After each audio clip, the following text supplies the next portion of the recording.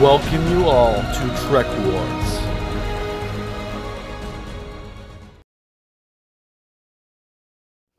So today's video we're going to be looking at the increases in offensive and defensive capabilities for the Galor seen during the Dominion War.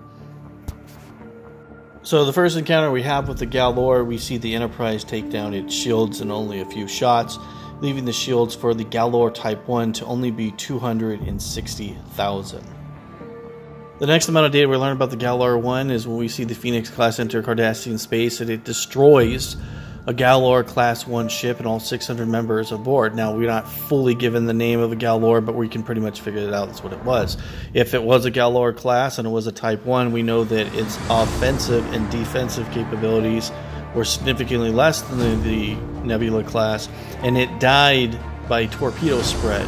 The max torpedo spread that can come from a Nebula class starship is 1,710,000. During the first few seasons of DS9, we do see the Galor is able to fire its heavy spirewave disruptor cannon up to 9 times, would give it an attack value of 585,000, which would make it a medium class offensive capable vessel. We don't actually know the hull strength of a Galor Type 1, but we can speculate that a Galor Type 1 and Type 2 would be very similar, seeing as the Galor Type 2 is able to only take 38 shots from Klingon birds of prey, making its hull strength 1,235,000. The Type 1 and Type 2 are based off the same hull, so most likely they are identical. The Cardassian's offensive capabilities are rather small compared to other ships of its size. It carries 8 spiral wave disruptors, which are considered low-yield weapons, and 1 heavy weapon, which is a spiral wave disruptor cannon, which is at modern standards. Galor Type 1 is subpar compared to most other counterparts of ships of its similar size. The ship is equivalent to probably an Excelsior class starship. Even though it is equivalent to an Excelsior class starship, it's only making it in that category because of its heavy spiral wave disruptor cannon and the fact the ship has unusually powerful hull strength for a ship of its size. So the Galor 2 is seen during the first episode of Voyager.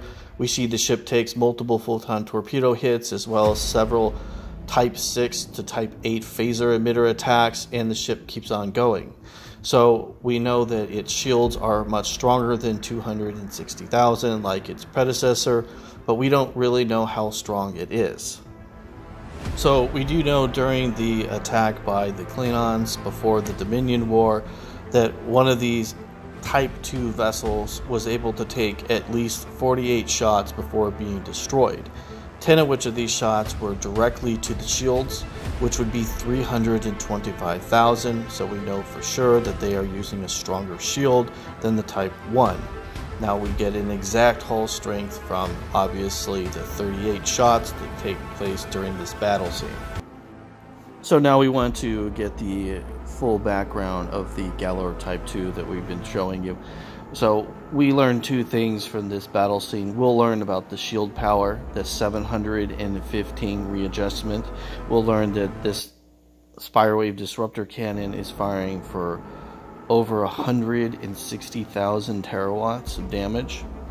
We learn a lot of interesting facts about the ships in this unique battle scene. So when evaluating this battle scene, one of the things that we need to do is we need to pay attention to how long the Type 10 phasers were actually hitting the craft before extensive damage was taking place. And then that will help us have a better understanding of the actual shield strength. So if we slow down this battle scene to the slowest speed that YouTube allows, which will be 0.25, we'll see that there is 25 seconds of damage. Now, there are multiple beams going on, and once you slow it down and count each one from both Galaxy-class starships, you'll see that there's an enormous amount of damage that was done to the Galor Type 2, and you can see that the ship was pretty much destroyed and disabled. Now, at the point where its shields are actually collapsing, it appears to be a shield of 715,000. Now, based off what I can tell, I can see, I don't think shield improvements were done to the Galor Type 2. I believe that this is the actual shield that we were used to seeing in the previous battles with the Klingons as well as the Voyager episode. So based on your guys' new interpretation and the information you guys had pointed out to me, we're now going to adjust the Galor Type 2 shields to 715,000. An armor rating will still stay at 1,235,000, giving it a total defensive capability of 1,950,000. Alright guys, so this is where it's going to get crazy, and this is where it gets really interesting. So we know the Galor Type 1 and Type 2 were using spiral wave disruptor cannons. They could fire 9 times at 585,000. Now, we do see a Romulan variant of the Kelton class capable of firing 14 times, which is 910,000.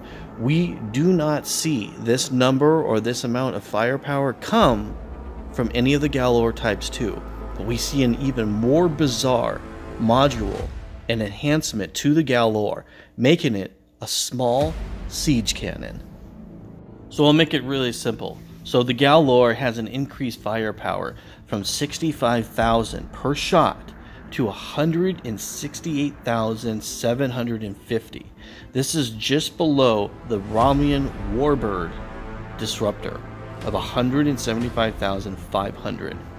So this means that this ship is acting almost like a Romulan disruptor. It's like a siege weapon. So now you have upgraded Galors, which we know get upgraded because we went from 65,000 to 168,750. Now they're able to shoot just obviously that 5 times. It's 843,750. Now, the modifications that would be necessary to do this, there would be a few things that would have to do. Number one, they would have to add an additional power resource to make up that difference of a few 100,000. They would need to have additional conduits going from the warp core to the weapon system itself in order to allow it to pull more power. Now, these modifications probably won't take more than a couple of months. It's much easier to do this simple one weapon modification than to modify every weapon platform on the ship, which would take months.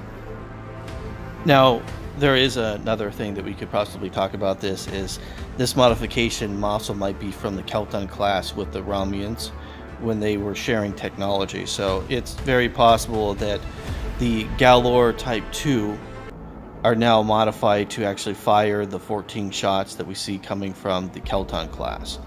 Now, it is possible that maybe they can do that, and then they can also go into this siege phaser mode, which is allowing for them to, instead of firing multiple shots, to just fire some more powerful shots.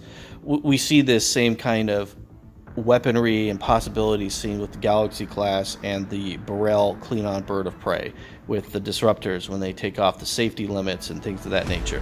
Now, I don't know if they did that or not. I really don't think so. I honestly think that they have been modified, and we don't ever see Cardassian ships really being this formidable up until the Dominion War.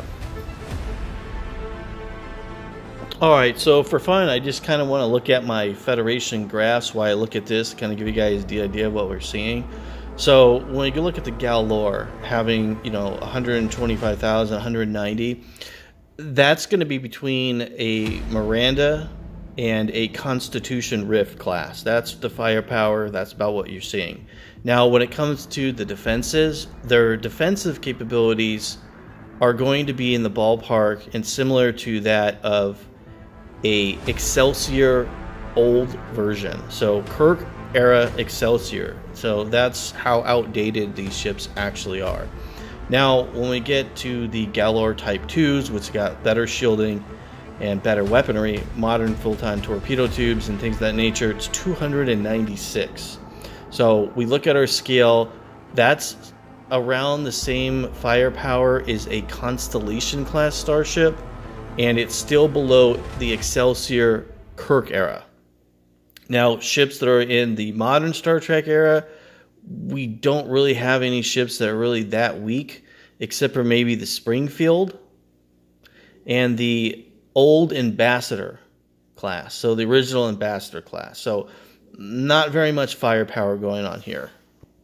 Now, when we look at the 1,950,000 category for the Type 2, when I look at my scaling, ships that are in that category is actually the Ambassador class. So as far as defenses go, these defenses are that of the old Ambassador class.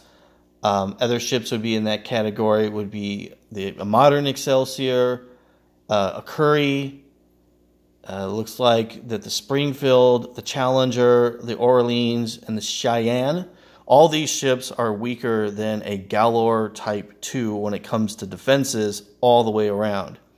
Now, Federation shielding for Excelsiors and those older mid-generation, let's say TNG classic ships, they're around 585,000. So their shields are actually weaker than the Galor Type 2.